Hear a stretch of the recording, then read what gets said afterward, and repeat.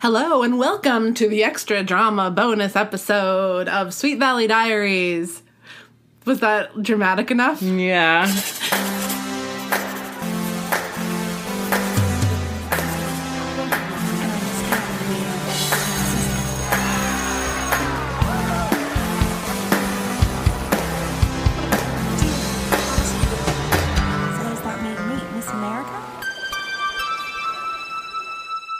This is Sweet Valley Diaries extra drama for book number 12, When Love Dies, which was already a very dramatic book and honestly pretty dramatic main episode. I have with me again my wonderful guest, Katie LaDue. Mm-hmm. Katie, thanks for getting real with me in the main episode. Yeah. And now we're going to get really real, and we talked a little bit about what we were going to say in the extra drama episode, and I guess I say really real. Like, we'll be talking more about fiction than we were in the last podcast. Yes, the realness will be fake, and the fakeness will be real. It's all very biblical. But we discussed this a little bit, what we're going to talk about. And so I need to tell the listeners that this is going to be an episode that if you are concerned about Sweet Valley Confidential spoilers, just stop listening. Man. Yeah, just bail out now. I love you. Thank you for listening. I think it'll be fun talk that we're going to have, but if you don't want to know what happens in Sweet Valley Confidential, don't listen to this one. Yep. And the reason that I say all that is, if you don't know what Sweet Valley Confidential is the book that came out in, I think it was 2010. So it'd be the most recent as far as the story's gone. This is where everyone is now. Yeah, so it was written by Francine Pascal as a kind of a 10 years later of the teenagers. Yeah. So, basically everybody in Sweet Valley, especially Elizabeth and Jessica Wakefield. Yeah. And it's written with the audience in mind of an older audience, like the girls that... it's more explicit, it's darker. So it's the girls are 26, and the readers she knew were going to be older readers as well. People that probably read the series when they were girls. I'm like a massive, I have a weakness for spoilers. So Katie, the way this came to be is that Katie decided that she was going to look up on Wikipedia what happens later in the book. Yeah. So Sweet Valley High number 12, When Love Dies, is about Stephen Wakefield and the great love of his life, Trisha Martin. Yeah. This is a book that comes to mind when you're reading Sweet Valley Confidential because one of the biggest surprises of Sweet Valley Confidential is about Stephen. Yep. So the main point of me looking it up was I wanted to know if they killed Trisha off or not with her leukemia. And I was like, they can't. They're going to save her. They're going to turn her around. So that's what I wanted to know. I wanted to know if they did that. Well, they do not do that. She dies. Trisha dies of leukemia. That's not a big spoiler, guys, because Trisha is dead in, the next book. Oh, okay. That happens quick. Book 13. Trisha is at death's door. She is about to die. Yeah. But I needed to know that. Katie needed to know. Mm-hmm. And I guess apparently the Wikipedia page for Sweet Valley tells contains you info everything. All the way up to Sweet Valley Confidential. Now, I personally have some misgivings about whether or not we really want to consider Sweet Valley Confidential canon. I wouldn't accept it as canon because it is ridiculous. The journey that it takes those characters on, it does not track against their personality of the previous novels. And listen, I know that Francine Pascal wrote it, and she is the master of her Sweet Valley universe. But, that being said, she wrote it in another decade, decades later from the original series. And she wrote it to be juicy. It wasn't just and I think juicy for the times, too. She didn't just write it to, placate the fans. She wrote it to be exciting. And it is exciting. And modern, I think, too. In fact, I'm going to go ahead and recommend everybody read Sweet Valley Confidential. It is if you delightful. But one of the things you'll find out right away when you read Sweet Valley Confidential is that blissfully, some of the characters in Sweet Valley have realized that they are gay. I say blissfully because, thank you, somebody in Sweet Valley has got to be gay. Nobody in the books that we are going to read or that we've read thus far, I've read 50 of these books. None of them have been gay. Yeah, and Aaron Dallas, that Jessica went on this date with. Hold on a second. But he's the one that was gay, and everyone knew he was gay. Yes. And then... So Aaron Dallas is revealed to be gay, and that he'd had this journey of coming out, right? Like, as Katie says. Yeah. It's funny because, as we mentioned in the main episode, and I told you to put a pin in it, so I hope you put a damn pin in it. Jessica dates Aaron Dallas in this book. She goes on a date with him, and he's very to the party, Kara's house. Yeah, there's some funny banter. Yeah. I don't know if they go hot and heavy or anything. There's no evidence that Aaron Dallas is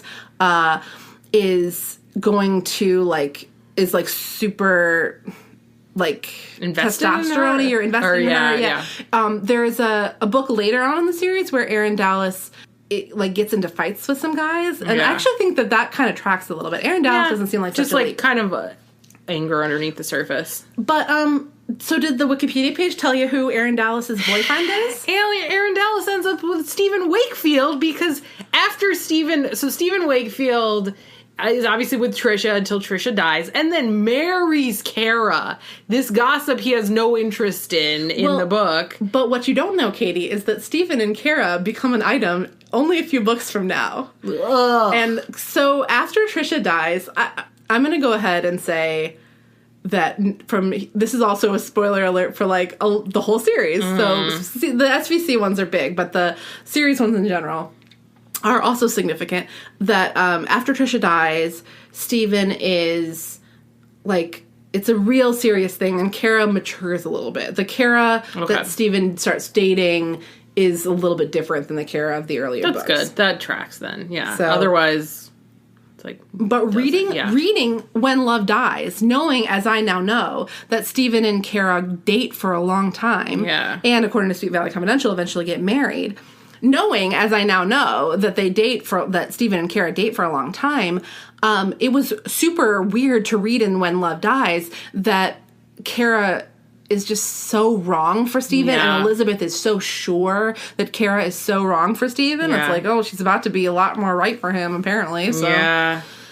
And then they kind of seem to that they split, and after they split, they get married, and then they break up, and then he ends up dating Aaron Dallas. All this by the time he's 27, apparently.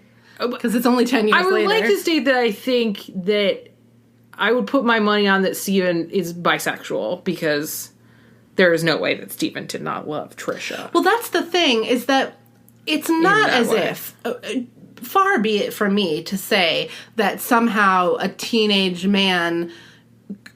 must already know that he's gay. I have met and known adult men that did not, fully realize that they were gay. They just didn't want to come to lives. terms with... Yeah, but I have also known older men that, just really didn't...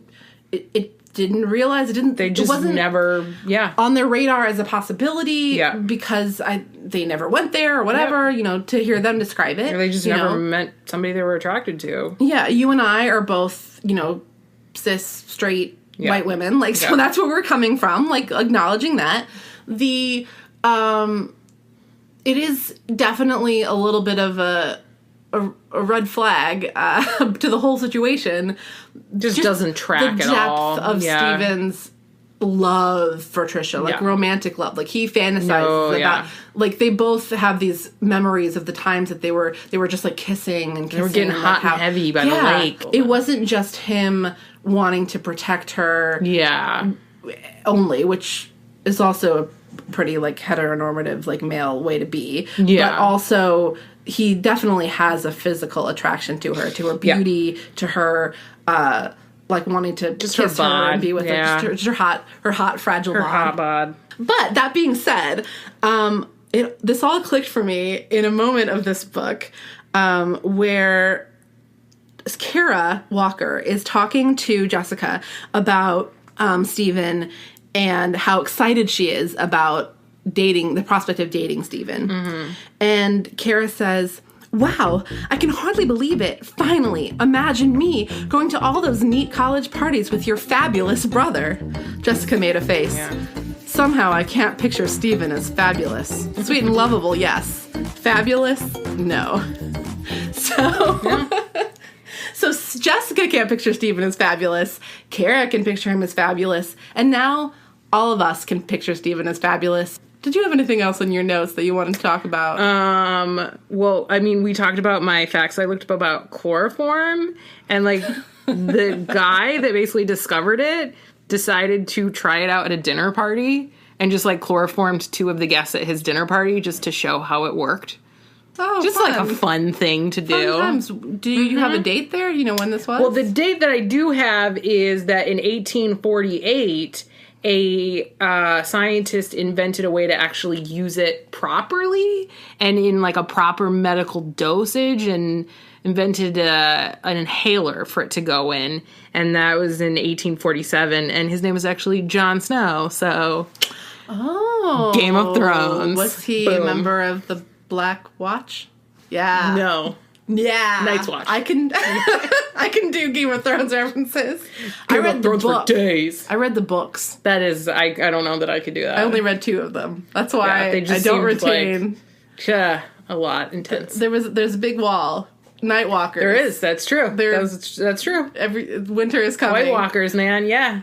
Now, I did reference The Fault in Our Stars because I think we all know if you're going to have a story of a teen girl with cancer, it's obviously Fault in Our Stars. But if the readers have any interest, I have one that's like another book. It's not that popular, but it's called Give Me a Sign by Tiffany Schmidt. And it is about a teenage girl with cancer, but I don't want to spoil the end for you, but it's a very good book. It's not the same, like, level of just awful tragedy, guttingness that Fault in Our Stars is, but it's a good read. It's a good read. Awesome. Well, do you have any more recommendations?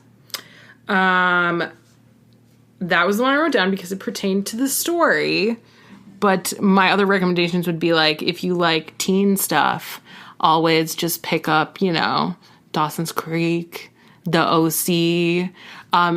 Also on The OC, did teen girls were candy stripers in hospitals. So there you go. Connections. And I'm pretty sure that Sweet Valley, California is in Orange County. So. Oh, yeah. OC, man. For days. For days. Mm-hmm. There you go. Well, yeah. I mean, this has been Sweet Valley Diaries, you guys, the podcast where we learn about chloroform and chloroform-related history. And tragic teenage girls dying of cancer. Thank you so much, Katie. Everybody, go ahead and read Sweet Valley Confidential. Get angry. You may regret it, but, it's want to know, man. It's got its high points. It does. There's something pretty delicious about it if you're ready, to just read a fun, somewhat blasphemous tome. And you just want to know what happens, and you're not lazy like I do, and you're just going to read the Wikipedia page.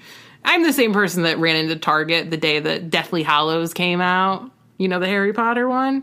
And I ran to the end just to see if Harry lived or died. Just read the last page. So, that's who I am. You know the Harry Potter one? Yeah, I just wanted to make it clear. Not everyone knows, off the top. Did he die? Obviously not. Spoiler alert. We're all alive in the world today. We know he didn't die.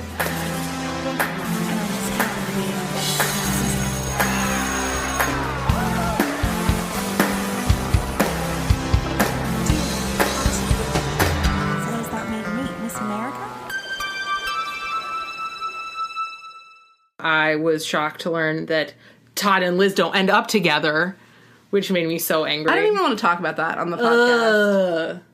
Listeners, forget you heard that part. We're only talking about Steven. Ugh.